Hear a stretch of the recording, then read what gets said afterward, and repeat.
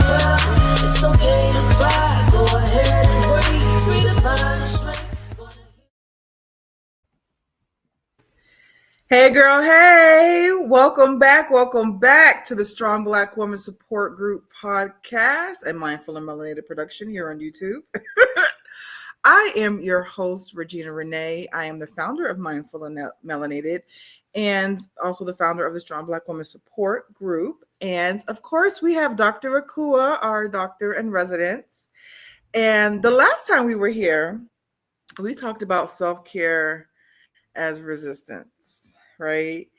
And we ended the conversation on being a pick-me in the workplace, right? Like doing the most at work, not getting that, reward, like tangibly rewarded, because they give us the head pats, but they don't give us the right. They don't give us the tangible reward. So, what are some other ways that a lack of self-care shows up for us, specifically Black women? Yeah, like the list is endless. I think the first thing that comes up is saying yes when we really want to say no. Agreeing to be there for people or do things for people or show up in ways for people that we would really rather not. And I think it's important to know and to recognize that as a lack of self-care, because the last time we talked, you talked about self-care like you used to think it was the aesthetics. So bubble bath, getting my nails done, going to the shop and get my hair did, like those are the things that we usually categorize as self-care. So when we don't say no, we don't realize that that's in direct opposition to self-care. Right. I also like what you said the last time. You said, do you broke it down, self-care, like, do I care about myself? Mm-hmm. So when I'm telling people yes, knowing I don't want to, I'm not caring about myself. I'm caring more about them than I am about me. So I think that's a big one for Black women. We show up like a mug. We do. And I know I have been guilty of saying yes when I want to say no. And one, because I genuinely want to show up for folks, but also because there have been times where people have shown up for me or did things for me. And I'm like, well, if I say no, that's trifling. Like, she hooked me up with this introduction to this angel investor, and now I have funding for this conference, and so yeah, I do got to write that grant proposal for her, like, and yeah, and it's like it shouldn't be like that. It shouldn't be a tit for tat kind of thing, and I'm not saying that it was communicated to me. Well, Right. this is a whole It's conversation I'm having understood. with myself. I but that's what people because the first thing you'll hear somebody say, like, I asked Regina if she could do such and such for me, and she told me no. You know, I guess after she got what she needed from me, she did. So we hear, you Yo, know what I'm facts. saying? We hear it. And I want to say my experience was on the reverse, right? You said it's not a tit for tat. I would tit and they wouldn't tat. I would give, like, this is across my life. There's so many examples, and this is something that I am literally in the process of healing. I am Yeah. literally still, this is an active, because I'm okay. And then if something happens, depending on what it is, what day it is, what day of the month it is, whatever, it might trigger some of that old pain. But there are people that I've shown up for consistently, faithfully, without any hesitation. And then when it was time for reciprocity, it wasn't met. There are people who thought their reciprocity like gave them a one up. So they were doing it for the tit for tat. So like what you're saying, I super get, like, nobody is saying, well, this is the arrangement I'm going to do for you, and then I expect that you will also do something for me. But it's been felt I would show up for people just from that genuine place. And then either they would ghost me when I needed something, or if they needed something, it was supposed to like erase every single thing that I've ever done for them, ever, because they showed up for me. And so that put me into a place where I had my awareness started becoming open, where I'm just like, I don't like this. You know what I mean? Like I said, at first it was automatic, wasn't thinking about it. Just yes, yes, I'll do it. Yes, yes, yes, I'll do it. And along the way, I'll be like, why am I doing this? I'm tired. Yes, my awareness was peaked, and I guess I don't know, strengthened when I started noticing how people would get back at me.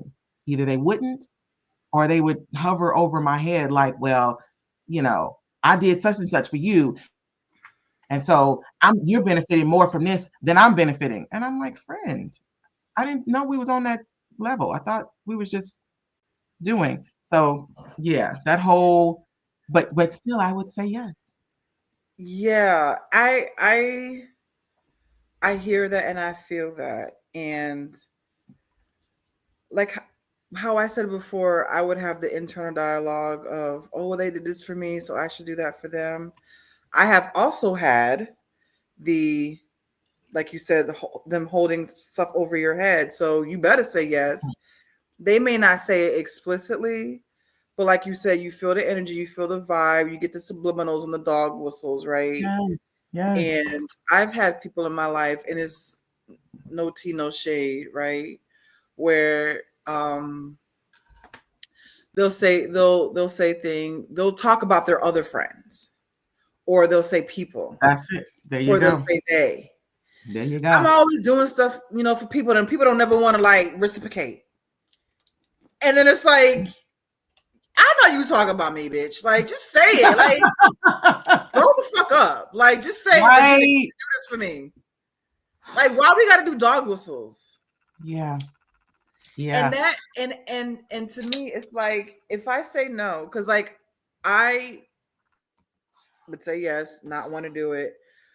But when I peaked, when my awareness peaked, I stopped doing that, right? And so now my boundaries are solid. You hear me? So if I say yes to something, I generally can help you, and I generally Yeah. will help you, and I generally want to help you. But if I Yeah. say no, it's not a no to you, it's a yes to me. One, because I'm Yeah. tired. Two, I just don't want to do it. And I don't have to fucking explain that shit. Like, I really don't. I have to explain it. And if our friendship is contingent upon these arbitrary transactions, if you are keeping score like you playing golf, then we don't need to be friends. Listen. Listen. You okay. You spitting real true facts. At the end of the day, if you keeping score, we in a different relationship. We're having a different experience because I'm doing because Right. I want to. And I think you spoke to something that really kind of narrates what my experience was. At first, it was just automatic. I was socialized to believe that when you're in community with people, you share, you give, you offer. We all bring our stuff to the table. Whatever you got, you bring it. Whatever they got, you bring. Somebody needs it. And so that's what I did. I brought, and it wasn't anything that bothered me until fast forward a little bit, I started noticing those things that I talked about, noticing how much it hurt to give of myself because it wasn't community. I was bringing my stuff and everybody else was withholding theirs or giving it to somebody else, telling me they didn't have it for me. But yeah, amen, amen. So it looked like I got a witness, like telling me a hard no. I have had times when and this is several times across my life, and as recently as earlier this year, where I've told people I'm not okay. I'm not okay. Things ain't looking good right now. I'm not okay. And it was crickets. Those same people, I've spent hours on the phone listening to them talk about the different things, the different hurts, the different struggles, and offering either a listening ear or some advice, whatever it was that they were looking for. Those things started to hurt after a while. So that's the trajectory. Give because I just want to. I'm a part of a community. Isn't it so great? Isn't it so lovely? And then realizing, wait a minute, we not communing. Okay, I'm the only one bringing my stuff to the table, and everybody eating off me. But when I need it back, no, y'all don't got it. Then the next part was, how do we change that? And in that space, like you said, no, you said when you noticed it, you stopped. I didn't stop as soon as I noticed it. It was a good minute before I realized that I had the permission to stop it. So for a while, I was just salty, like, and hurt. Yeah, I'll do it. No, it's fine. It's good. No, I got you. It's good. Same excellence, but not the same joy, because I realized I wasn't going to get it back when I needed it. And now, to the point that you made, my boundaries, nah. It's not easy, though. Can I say that? I ain't got to the place where It's it's not easy. easy. Yeah.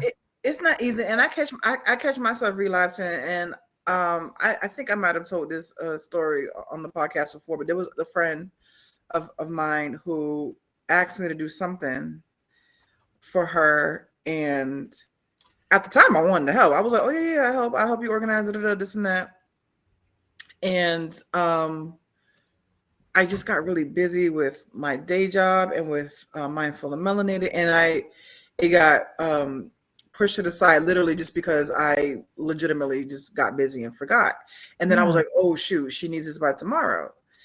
And I was like, oh my God, I'm so sorry. I flaked. She was like, don't worry about it. It's okay. And then before I could finish saying what I was about to, before I could respond to that, she was like, before you say anything, we don't have that kind of friendship where it's tit for tat. She's like, I know I don't have to tell you this, but we don't have that kind of relationship. So she was like, just because I came to your conference don't mean you have to do this thing for me. If you can't do it, you can't do it. And I legit, because that's what I was, because she knows me. I know this girl for over 15 years. She knows me. Yeah. Because she knew I was going to say that. Oh, but you flew all the way up from Florida to what's it? She was like, we don't do it. Wow.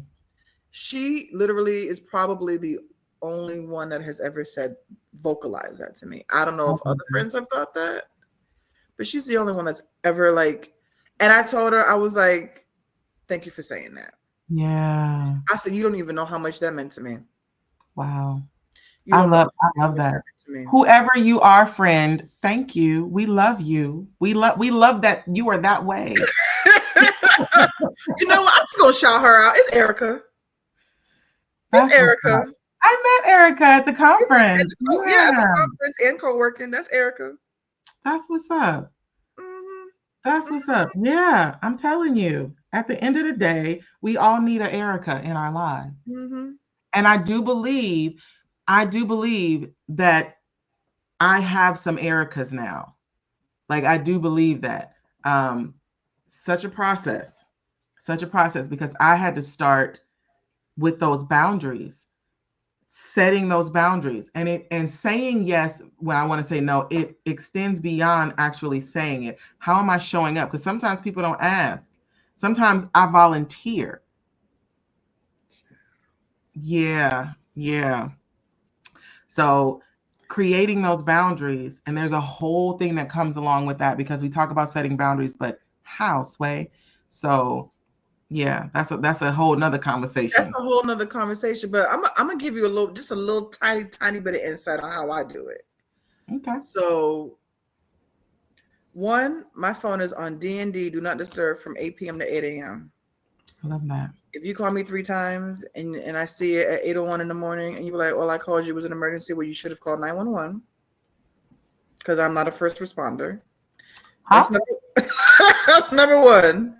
Number two, when my phone is not on D&D, if you text me, if I don't feel it, I responded. If I am busy, I am not going to respond, and I'm not going to feel guilty about it. Because before, I would look at it and be like, because sometimes when someone sends you a text and it deserves like a thoughtful response, not just a thumbs up or like a okay, like you really want to like respond, and it's like, damn, I can't respond to this right now. And then you would feel guilty. I would feel guilty for like not responding right away, because you want to honor that person by giving them an actual for real response. Yes. And I would feel so guilty and be like, oh, let me just stop doing this. Let me respond to this girl. But now it's like, if I don't have time or if I don't want to, I'm not going to do it. And I'm not going to feel guilty about it. See, and we were talking about this the other day. We were talking about this the other day because I'm not a texter. Listen, I'm Gen X. All right. We didn't grow up with the text. We didn't have a cell phone. When we left home, good luck. You cannot reach me. The way we reached each other back in them days is we called all the places where you typically go. Hey, you heard from Akua? No. Akua over there? No. You heard from Akua? No. No. I get there, they be like, you know, so and so was looking for you. And then I use their phone to call you back. There were no pagers, there were no cell phones, there was no social media, internet. So that is the era I grew up in. And so I am not in some ways, I'm not a quick adopter, because there's so much, and I'm looking at my cell phone. So many people are tethered to their cell phone. That's not my testimony. My cell phone will be way over there somewhere, and I'm way over here, and I don't think anything of it. And they done developed it where if I need to look at the time, I can just call out and ask my phone, what time is it? And she'll tell me. So I'm not a texter. And so all of the people who are in my circle, they know that.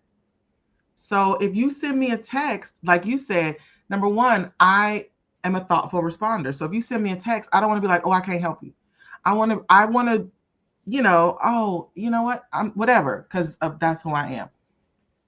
Because you can't hear my heart if I just say I can't help you. I might be like, oh, I can't help you, but a text, you feel me?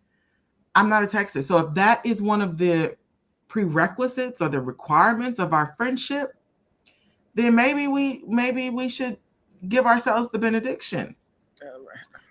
Because I'm not, you can't make me, what did we say? What I said the churchy girl in me want to get a benediction. And what did you say? Do you remember? I don't remember, but it was some fuck shit. Knowing me, it was some fuck shit. I don't know what I said. Oh, that was so funny. You had me cracking up. Because you can't try to force me. I text you. I do see that you text me. I see it. Right. Like I was there when I ignored it. I meant to respond. Life began to happen, and I'm not tethered to this thing. I'm not. Mm-hmm. Well, I'm tethered to my phone. So I'm a millennial, and I'm tethered to mine. So if I don't respond to you, I did not want to respond to you. And I said what I said, and let's just move on. You know what I mean? Like, not us right now, but you know what I'm saying. I know what you mean. I know what you mean. I literally all the time. And don't let me get into playing Candy Crush and somebody text me. Why you texting me while I'm playing my Candy Crush? No. And my game ain't Candy Crush, but when I'm playing my game, I'll call you back. But I'm not going to answer right now. Interrupt the mind. Try to break up these candies. I'm about to win. What do you mean? Can you answer my call? Okay. Trying to get rid of this. I got a streak going on. Don't play with me. Messing up my flow. But yeah, saying yes when you really want to say no is a really, really, really big thing. And it's so with the whole boundary thing, another thing I wanted to touch on with the boundary thing is you really have to be, I don't want to say you have to be, but I really have to be 10 toes, 11 toes down with my boundaries, because you know how we've been socialized and conditioned to be caregivers, but we need to be carekeepers now. We have to condition and socialize ourselves and others around us in our circle. Yeah. So I'm gonna give you an example. Yeah. You know how I said I'm really good about my boundaries now. So if I say yes, I can help you, I will absolutely help you. And if I say no, forget about it. Well, my mom needed help with something, and I was like, yeah, just send it over to me, I'll help you. And she was like, no, and she was really, really frustrated. I feel so bad for her. She was just trying to get this thing, and it was just working. And I was like, listen, like, I am a genius in Canva. Just send it to me. It'll literally take me like 30 seconds, where it will take you forever. So just relax and send it to me. No, you have so much going on right now. I just can't. And I said, thank you. I appreciate that. I said, but I have evolved. I'm not. This is a real yes. Yeah. And so Yeah. that just shows for real proof that when you start socializing your people, and now my mom is a black boomer parent. I call her BBP for short, because because some motherfuckers ain't got no boundaries. Okay, Bound to who? Bound to what? okay. Mm-mm. So black boomer parents ain't got no boundaries. So No. for her to be like, no, no, no, it's okay. Like, and it's not like I don't want to talk about like I'm training her like she's some sort of like animal, whatever. But like the fact that she's like serious about her boundaries, I don't want to bother her, Yes. just shows how really like if you enforce them, Yeah. people have no choice but to fall in line. And I don't know who that was or where that I can't remember where that came from, where they talk about teaching people how to treat us. That Right. that fits under that category. My boundaries are this. And we have to be, you said this, we have to be sticklers about it. We have to be committed to that boundary because that is how we teach people. No, we're not training nobody, like you said, but it is in essence teaching people how we want to be treated, how we need to be treated. And they'll start getting the picture.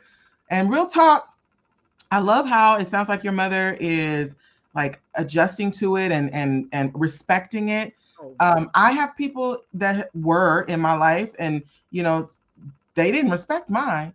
It was a huge what's the word? Some kind of word for pushback. It was not pretty.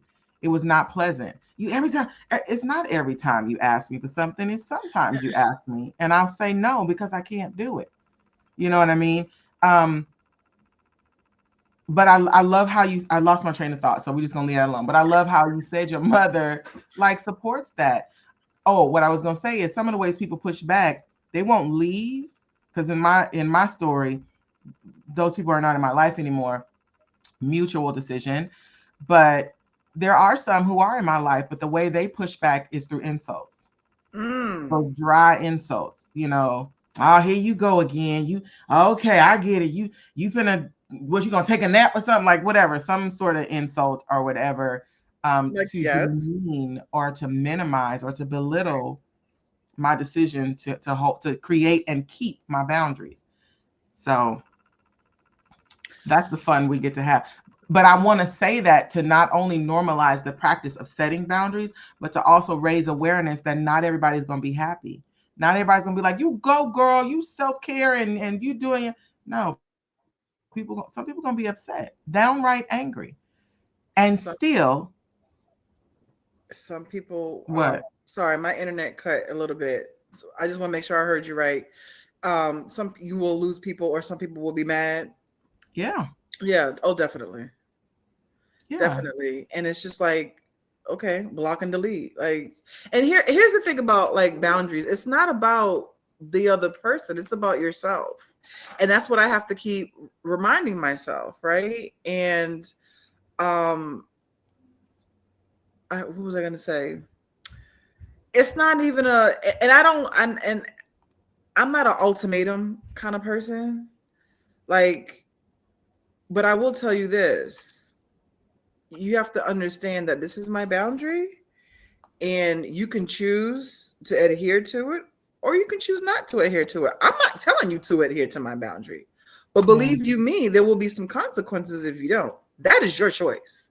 So yeah, if you're someone who wants to continue to do the slick dry insults, I'm going to block and delete you, because I don't want, listen, we're human. Just because we're on a healing journey doesn't mean our feelings don't get hurt. And you're not, period. and we're not going to sit here and attack me because I don't want to do whatever it is that you Hmm. think I should be doing for you. Hmm. I'm not going to allow you to hurt my feelings. That part. Yeah, and I think that extends to another boundary. So whatever the initial thing that they're angry about, and then a new boundary around how I'm going to allow you to show up in my life. Period. Whether it's related to boundaries or not. And I'm a super big fan of reframing narratives because sometimes the language around creating boundaries is so strong that it makes us kind of shy away from it. So no, you're not giving an ultimatum, but you are establishing the limits. And it may it so I'd love to like move away. And you didn't say it, but I'm just saying that for the viewers and the listeners, like moving away from those words, because it's those words that has kept us from doing it for so long. Because I don't want to feel like I'm training people. I don't want to feel like I'm giving an ultimatum. I don't want to feel like I'm isolating myself. Let's get rid of all of that. What you are doing at the end of the day, at the start of the day, in the middle, and everywhere in between, is you are creating the rules for how you need to care for yourself. Exactly. You are creating the rules for how you want how you want your life to be. And those rules consist of the limits. Please don't call me after 8 o'clock. I'll do you one better. I'm gonna turn my phone off. My phone will be on D&D. So you know what my limit is. So when you reach for your phone at 7:58 or 8:05, in your mind you already know, oh, it's too close to her cutoff time. Now you know tomorrow to reach out to me at 8:02 p.m. Or maybe tomorrow when you get off work right at 6 o'clock. These are the ways that I invite you into the space. I invite you into my boundaries, into my self-care. A little softer on the language. You know what I Yeah. mean? Yeah, that's really important because words do matter. And you're right. Because for a long time, I would say what you just said. I don't want to feel like I'm training somebody, or I don't want to give ultimatums, or I don't want to be unpleasant, or I want to be nice. Rude. Like, no, not anymore. So listen, I'm not a nice person. I'm a kind person, but I'm not a nice person because with nice in my how I interpret nice is you saying yes when you want to say no. That is harmful to yourself. So Again, say that again. being nice is not pleasant to yourself. You may be pleasant outwardly, but you're not pleasant inwardly. There you go. So Ooh. when people, oh my God, you're so nice. I am not a nice person. I'm kind, Yeah. but I am not a nice person. Because nice is extra. Nice is like a tip. When you go to a restaurant, you pay for your food, and then the nice is the tip, right? I like that. I like that. I was getting ready to say it almost feels like nice is performative. It That almost feels like being nice is like I'm putting on a show because I don't want to do this, but I'm going to do it anyway. Because I mean, no shade. Listen, people who work in the service industry love you to pieces. But again, I'm Gen X. A tip is not automatic. So that's almost above and beyond. I don't want to say it's performative, but it's certainly above and beyond. What I'm expected to do is pay for the meal that I ordered. I show my appreciation by right, offering this extra money, aka the tip. right. So yeah, I like that. Nice versus kind. Yeah. Yeah, because it's like when you walk into work, and you go straight to your desk and you get to work. That's what you're supposed to do. I don't have to walk in and say good morning to you. I'm not saying I don't do that. But Right. like all in all, I don't have to say good morning. You don't have to say good morning. What you have to do is get this work done. I'll take it. Okay, we're gonna follow this train. I don't have to be your friend. I don't have to join your social gatherings. I don't have to share during the part of the meeting when the meeting started at 10 and we talking about the kids and the dogs and the this and the that. I don't have to share during that part. I literally had a manager pull me aside one day, no lie. And I happen to like this particular manager, but clearly she had me messed up on this one because we would have meetings, and before all the meetings, we would have this long to how was your weekend? How are the kids? How did it go with such and such's recital? Oh, you have pictures? Of course we want to see. Me, I came to the meeting because I want to talk about the thing that we're working on so I can get back to it. So I don't share, because if I share, then you'll have questions and I'll have to answer, and then we'll go longer. But if I let y'all share, whatever time that is, that's how long.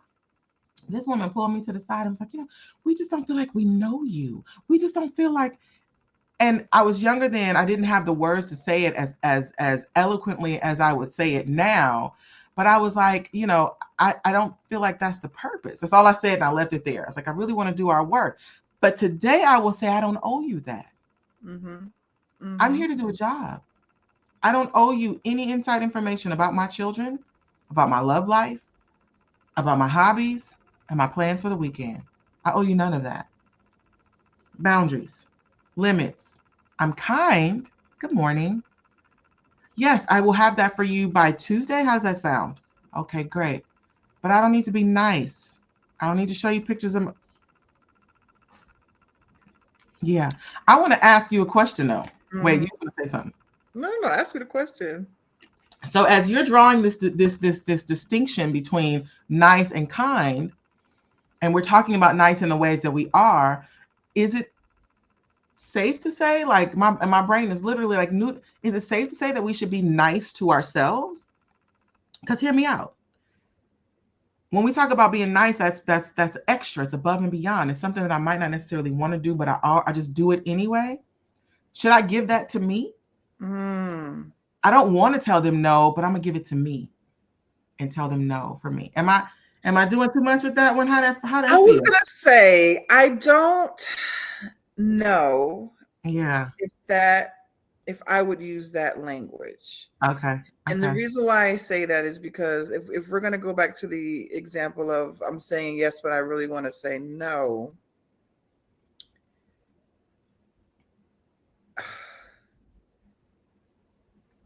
Let me back up a little bit. Because you feel it, right? You can feel it. You feel it in the body. Right? I hear you. Yeah. You feel a little like, do I like this? Is this right? Do I like it or do I don't? Because to me, nice is not authentic, right? Fair. And so I'm gonna give you and tell me if this example makes sense to you, because so we could chop it up. Yeah. So for example, I need to journal because I need to journal every day for 30 minutes so I can process my thoughts. Because I need to do this. This is what I need to do for my healing. But I don't want to journal. But I need to say yes to the journaling, even though I don't want to. Okay, see, I'm starting to feel a little bit better about this. I don't know where you at with it, because I feel like I hate the phrase "fake it till you make it." Hate it. Oh my gosh, me too. However, when I talk about caring for myself, I'm talking about coming against all these socialized beliefs. I'm coming against all of these things that are habitual to me that I've learned. Right? I'm following you. You feel me where I'm at? Should I be nice to me and fake it till I make it? I don't want to journal, but I'm gonna do this for me, and I'm gonna go ahead and be until I start to. You know what I'm saying? Yeah. You know what I'm saying? Which like. Kind of. Yeah. Because I'm the kind of person I love to, if I'm teaching, if I'm coaching, if I'm whatever I'm doing, I love to get into that space where we already have a familiarity. We're gonna learn a new skill, but we're gonna learn it from a place that we already know. And if we already know how to say yes when we want to say no to other people, what if I reverse it and say yes when I want to do that for me? You feel me? Yeah. In my favor. So almost like in DBT where they teach us opposite action, where it's like, I don't feel like getting out of bed today, but opposite action is get out of bed because you need to get out of bed so that you can eat and go to work and take a walk and da da da. So it's almost like using being nice to yourself is almost like a behavioral activation type. Is that what you're saying? It sounds like it. I'm not familiar with DBT like that, but it sounds very much so. Like, yeah, I'm taking this habit of mine of doing something that I don't really want to do, but I'm doing it for myself. I don't really want to skip out on the family thing. Now, family function, the way it looks for them is, I don't want to go. I say yes, even though I don't want to go. But if I reverse it, I say no, even though I don't want to say that. Got you. Okay. I like that example. Thank you. Yeah. That was helpful. I, Yes. I feel like, is that connected to the thing you Yeah. were talking about with DBT? Mm-hmm. Mm-hmm. Yeah. Mm-hmm. So be kind to others, be nice to yourself. Be Period. nice and kind to yourself. Yes. Thank you. Thank you. Thank you. Thank you. I'm gonna give me both. You're right. Oh, boy. Yeah, I love that, and I love the fact that that happened in real time, because there was this commercial back in the day that says, "I'm not just the president. I'm also a client." This is an active process. This is an Exactly. ongoing process. Exactly. I've been in this for who knows how many years. I really don't know. I'll maybe one day count, and I am still in the process. Exactly. Right? Exactly. And that's why I say I'm a strong Black woman in recovery, because Yeah. it's a process. I relapse damn near Period. daily. Period. And the goal is not perfection, Oh no. because everything we set our hands to, we do the shit out of it. Let's just be clear. Let's be very clear about that. Huh? And we get to allow ourselves those moments. We're still doing it well, but we get to learn to allow ourselves those moments. Like you said, the other time when you had a chance to rest, and then you took 2 hours to do something else. We're not going to beat ourselves up for that. We're not going to beat ourselves up for that. What we are going to do is be like, okay, I was aware of it. I knew that I wanted to rest. Something else came up. I did it. And as soon as I finished, I remembered I was supposed to rest. That's all right. Because it's in there. If you roll the clock back or roll the tape back a year, maybe, was that realization even in there? See what I'm saying? So we're going to give ourselves all the points for every step along, because every step we make in the opposite direction, even if we, as you said, relapse, we still get that point. Because Yeah. before I wasn't even aware that the step was available to me. Right.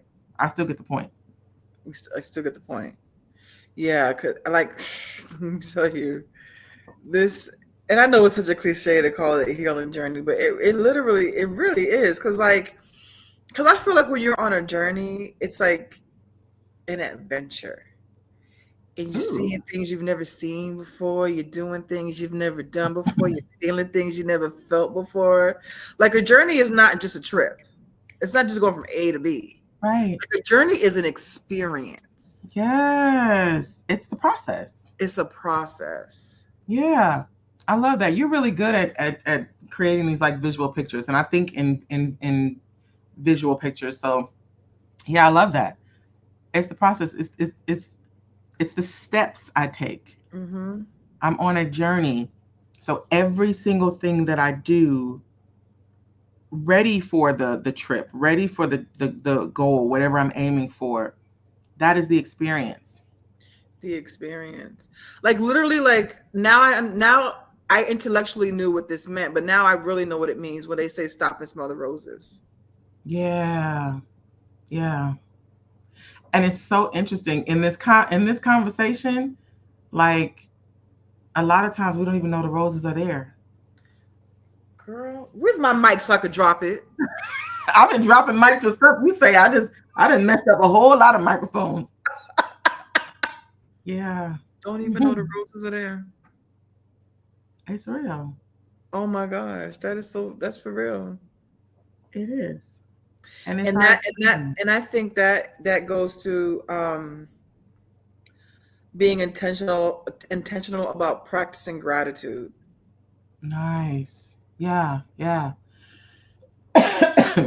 Say more about that, please. Because if you, for me, like sometimes I really have to like take inventory about what I'm grateful for. And I don't like the whole Because when I was in some depressive episodes, I've had people say things like, "Girl, you got a roof over your head, you got food in your fridge, you got clothes in your bag, you're good." And it's like, one, that's invalidating.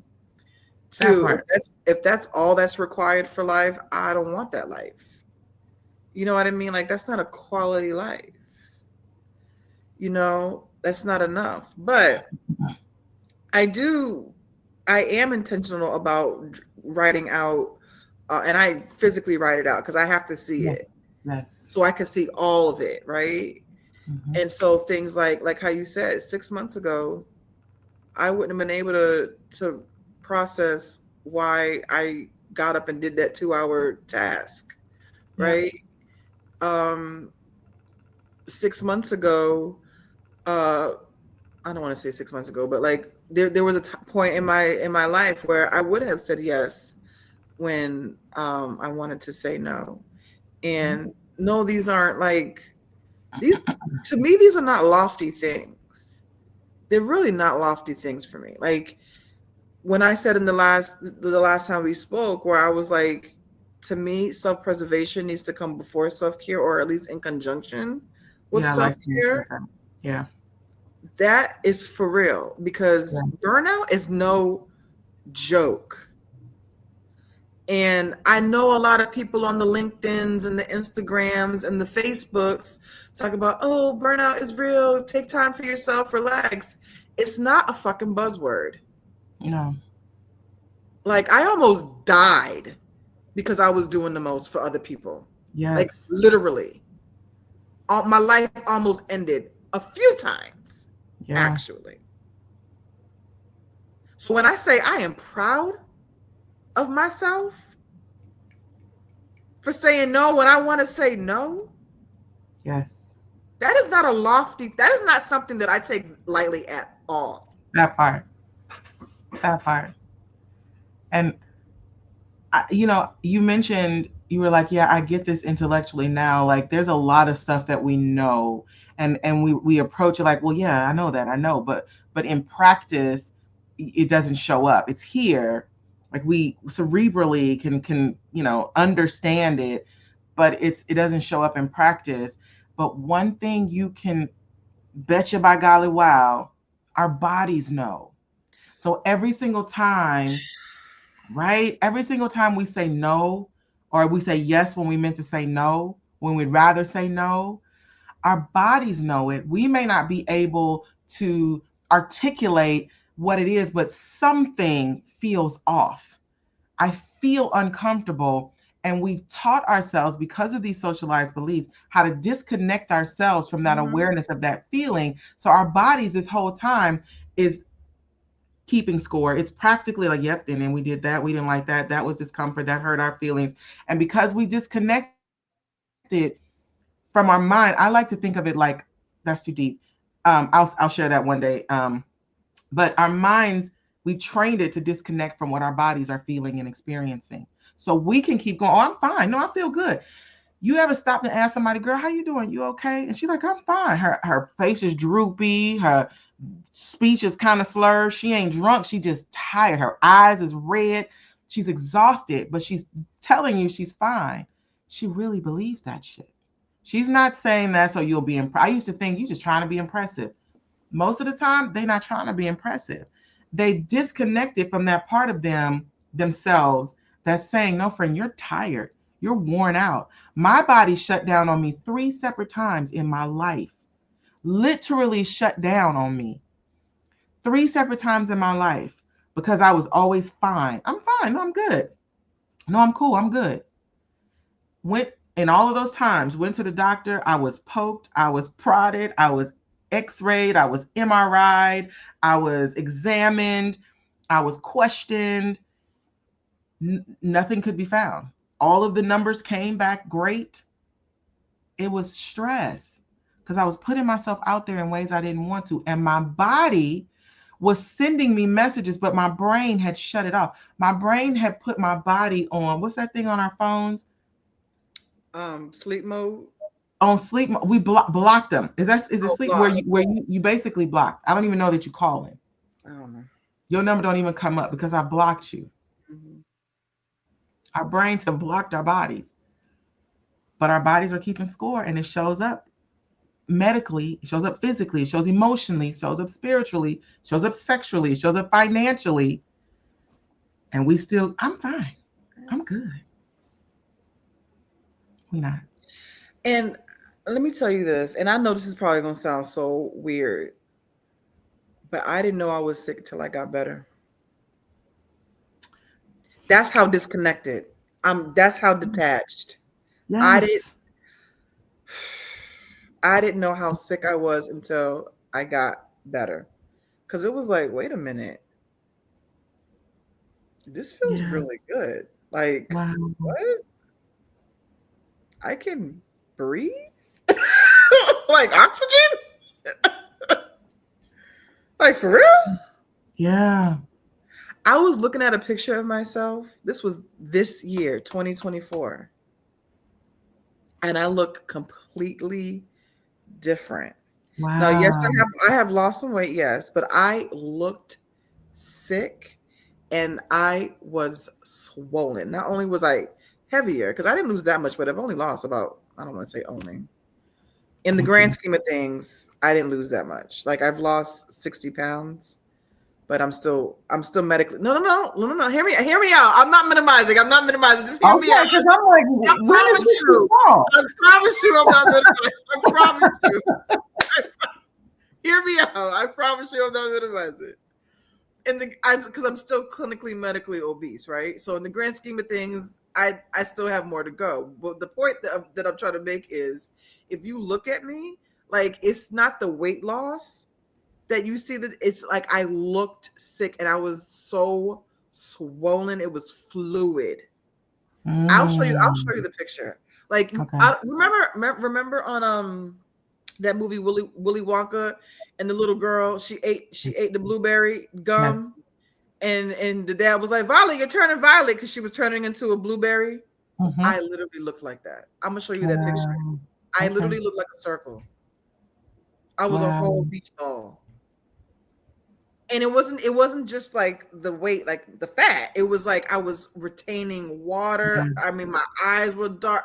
It Yeah. Yeah. I get it. I get it. I understand. I Like I said, understand. I didn't know how sick I was till I got better. Yeah. And you know what, Akua, and now that I'm saying this aloud, I'm wondering if there's somebody right now watching this saying, "Oh, this is all fine and good, but these kids still got to eat. I still got to check their homework. I still got to be at work by 6." Like, what do we say to them?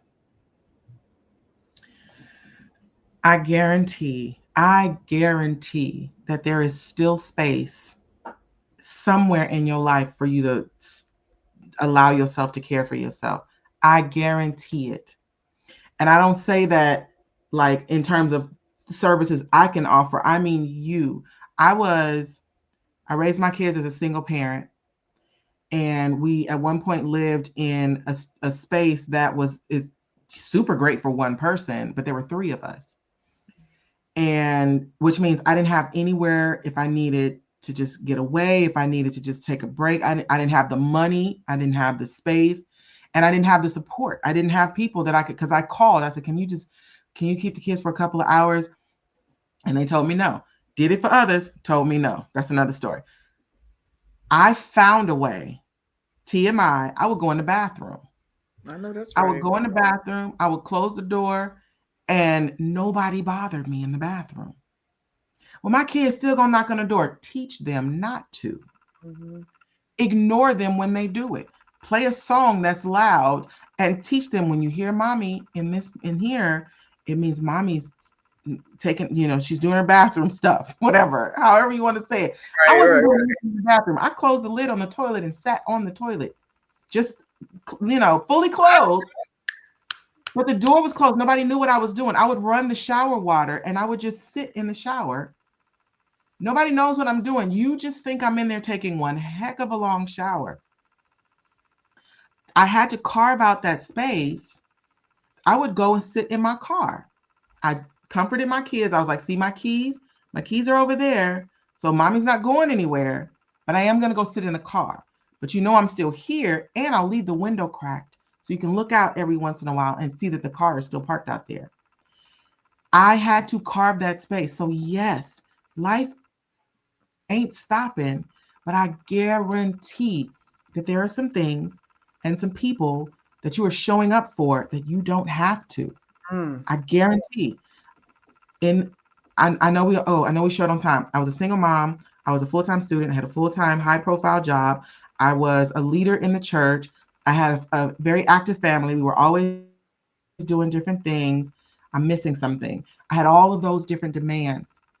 And the reason why I say I guarantee that you can find space, because I didn't have to show up in my church the way that I did. Right. I didn't have to take on as many assignments as I did in school. I didn't have to show up in the ways that I did for my family members. I guarantee you there's space. I promise. There's a way for you to still take care of yourself while taking care of the things that you need to take care of. Right. And thank you for saying that. Like, before we close out, I just want to say thank you for sharing that, because I want to make it very clear. Akua was not saying that as a flex. She's not saying, oh, I was doing this. I was a single mom and I was still able to do this, and this. That is not a flex. She's trying to let you know she was doing too much. And if you have a long list like her, sign up for the 5 ways to slay your self-care in 2025 and beyond. Because we're going to help you figure out these little ways where you can carve in some self-care time. All right. Self-care as a resistance. Resist the urge to say yes when you want to say no. This is what this self-care as a resistance is. Well, this was the Strong Black Woman Support Group, a Mindful Melanated podcast here on YouTube. I am the founder of Mindful and Melanated. I am the host of the Strong Black Woman Support Group podcast and the founder of the Strong Black Woman Support Group on Patreon. So if you want to join our membership, please feel free to join us on Patreon. If you are a member, you get to attend this webinar for free. If you just want to hang out with us just for the webinar in February, sign up via Eventbrite. Dr. Akua is going to help us out. She's going to get us in order because life be lifing. All right. She going to get our mind right when the shit go left. All right. So thank you so much for tuning in. Did you want to say any last words? You're over there cracking up. I can't stand you. I can't stand you. All right. I'm going to cue the outro. Peace. You've been holding it down for so long, carrying the weight, staying so strong. But it's time to let go of the pain. No more hiding behind all that endless rain. You've been told you need to be better than the rest, running through life, feeling all that stress. But here's a place where you can just be, relax, relate, and set your soul free. Strong black woman, put that cape down. You're not superwoman, put on your pride.